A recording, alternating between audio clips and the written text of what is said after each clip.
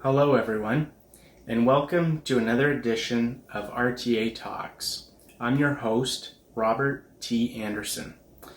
In today's Advisor Growth Tips series, we're here to talk to you about weekly accountability meetings. So this is Advisor Growth Tip number 5. If you've missed any of our previous Advisor Growth Tips, please check out our channel after this video, and you can get caught up on Advisor Growth Tip number 1, being make a list. Advisor Growth Tip number 2, create an annual business plan. Advisor Growth Tip number 3, which is you need a process. Advisor Growth Tip number 4, the Power Hour. And that brings us to today, Advisor Growth Tip number 5, weekly accountability meetings. So if you aren't already doing this, we highly encourage you to do so. So this would be to find another advisor that you know, or a small group of advisors who are willing to meet weekly. This is important because having conversations, and learning best practices, is some of the best ways, to really learn the industry and what's working for certain advisors, what's not working for other advisors. And also as someone, kind of like you keep your clients accountable by being their advisor. Well, think about those other advisors keeping you accountable to your business so that you can stay in business and keep your clients accountable. So, it's accountability all around. And I hope that, after this video, if you haven't already done so, you're going to go out and start an accountability meeting because they are important. So, definitely tip number 2 here. So pick a regular day of the week to meet. I like Mondays personally. Mondays are a day for me to work on my business. I used to meet with other advisors in the office when I used to have an office, at our financial center. I've since, gone to working from home, like a lot of you. But I still either call in through Zoom or by phone, to my principal advisor that I work with.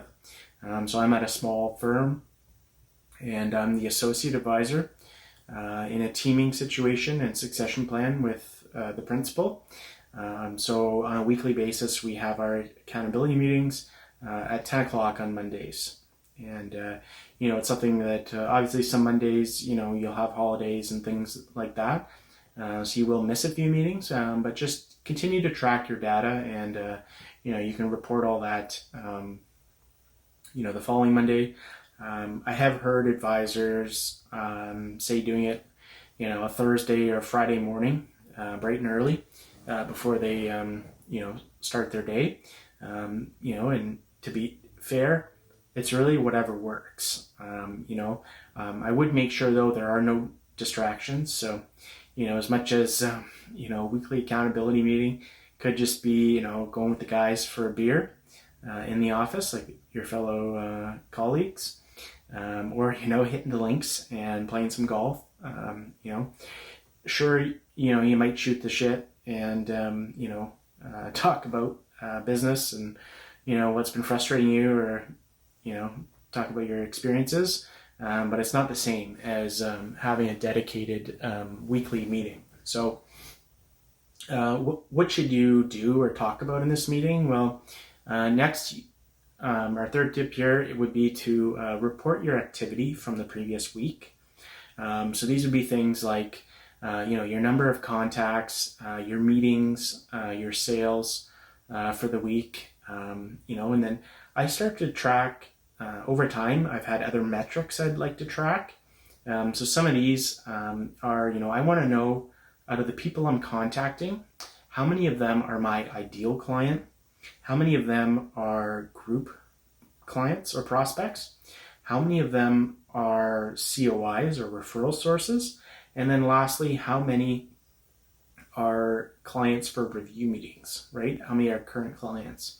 I like to know those stats because, if I'm having a week where, I might have hit my target of 20 contacts for the week, but if they're all review meeting contacts, you're probably not going to be hitting your sales targets, unless,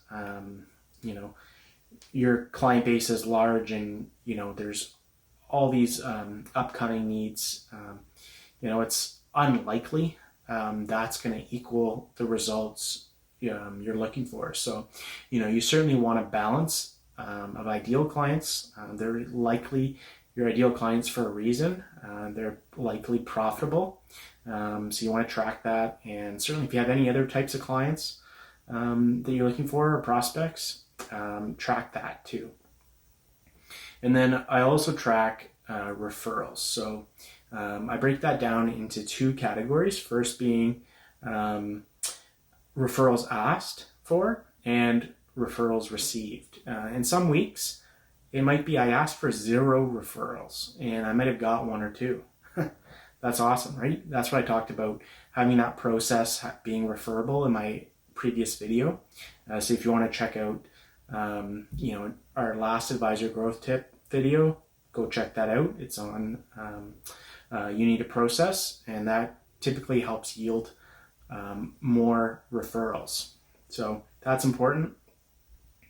And then also, after everyone's had their turn, or the other advisor, if it's only one-on-one, to talk about their previous week and their numbers, then you can start to discuss, open cases. So, here's a client, they're 30s, they got this and this going on, but they're having this issue, and I'm thinking this would be the solution, or this is how I should bring this up, or they had pushback on X. What should I do? Hopefully that other advisor has some experience in that area, or knows what to do, or can connect you with someone who does know that, and you can work some of those things out, and it just allows for that open dialogue and conversation. It's like any relationship. Communication is key. This allows for some communication, some dialogue, some conversations, and with certainly a weekly accountability meeting can facilitate all that for you. So we hope you learned a lot in this advisor growth tip video series. If you've missed any of our previous videos, please check out our channel. We've got weekly advisor growth tip videos coming out for you. If you haven't done so already and you got some value from this video, please like the video, please subscribe so you get notified on future videos. We'd obviously like to stay connected with you, which if you haven't done so as well, we are on social media, of course. So Twitter, Instagram, at RTA Talks. We'd love to stay connected. We post a lot of great content on those platforms. And, our question of the day.